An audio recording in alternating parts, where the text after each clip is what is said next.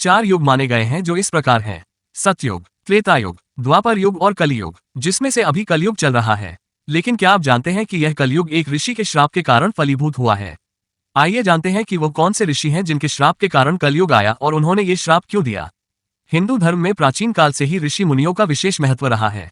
ऋषि मुनियों द्वारा ही राजाओं से लेकर आम जनता तक को शिक्षित करने का काम किया जाता था।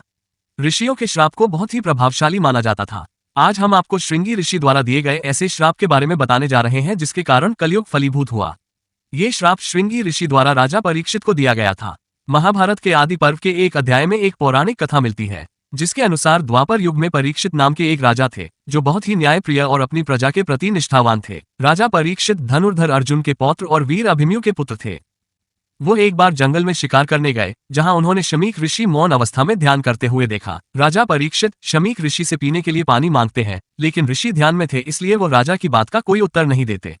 राजा परीक्षित के सिर पर स्वर्ण मुकुट पर विराजमान कलियुग के प्रभाव से राजा ने इस अपना अपमान समझते हैं और गुस्से के कारण राजा परीक्षित उनके गले में मरा हुआ सांप डाल देते हैं।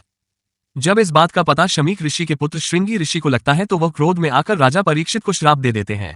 अपने पिता के अपमान पर ऋषि श्रृंगी राजा परीक्षित को ये श्राप देते हैं कि 7 दिन में नागराज तक्षक उन्हें डस लेगा और उनकी मृत्यु हो जाएगी। श्राप के कारण राजा को 7 दिन के बाद नागराज तक्षक ने डस लिया और उनकी मृत्यु हो गई। राजा परीक्षित की मृत्यु के बाद से ही कलयुग की शुरुआत मानी जाती है। कहानी अच्छी लगी हो तो वीडियो को लाइक और शेयर करें व चैनल को सब्सक्राइब करें।